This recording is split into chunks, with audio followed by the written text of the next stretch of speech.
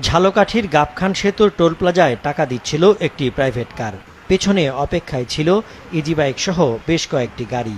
এ সময় সিমেন্টবাহী একটি ট্রাকের চালক নিয়ন্ত্রণ হারিয়ে কয়েকটি গাড়িকে পিষে রাস্তার পাশে চলে যায়। দুপুর 2টার দিকে এ দুর্ঘটনা ঘটে।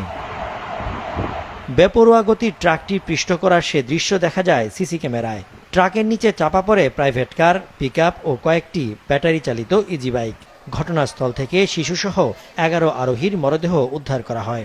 বিভিন্ন গাড়িতে থাকা আহত 25 জনের মধ্যে পরে আরও 3 জন মারা যায়। নিহতের মোট সংখ্যা দাঁড়ায় 14 জনে। আমার ভাই মারা গেছে, বিয়ার বরযাত্রী বউ ভাত খাইতে যায়, বউ ভাত। ওরে ইব্রাহিম, ওরে বাবু, তুই এত গাড়ি চালাইলি গা? তুই ছুটিতে যাইতি বাবু, তুই ছুটি লইতি, তুই এত গাড়ি চালাইলি গা? ওরে বাবু, ওরে বাবা রে, ওরে বাবু, আমার দুইটা নাতির লাগি আমি কি কমু, আমার মাইয়াটে আমি কি কমু? আমি ঘুমে আনলাম, আমার ভাই ফোন দিয়ে, এই ভাই ফোন দিয়ে কয় ভাই তোর ছোট বোনের জামাই মনে অ্যাক্সিডেন্ট করছে। আমি খাইয়ে লাগে, আমি দৌড় আর দৌড়। আমি বাড়ি বইয়া শুনছি কাজে আসালাম যে আপনার ভাই অ্যাক্সিডেন্ট করে মারা গেছে।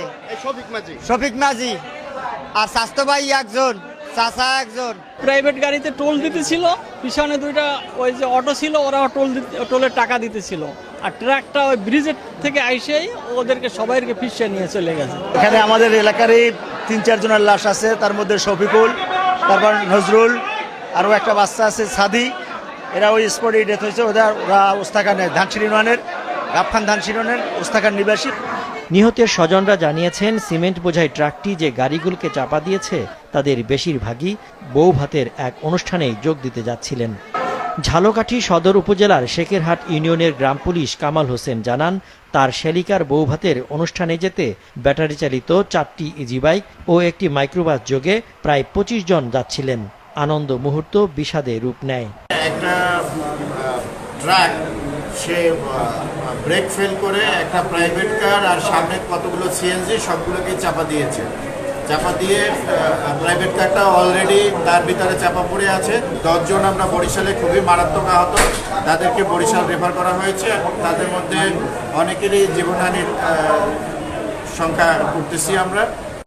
এদিকে ঘাতক ট্রাকটির চালক ও সহকারীকে আটক করা হয়েছে।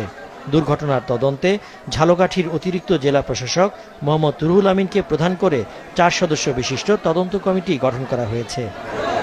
মাছরাঙা নিউজ ডেস্ক।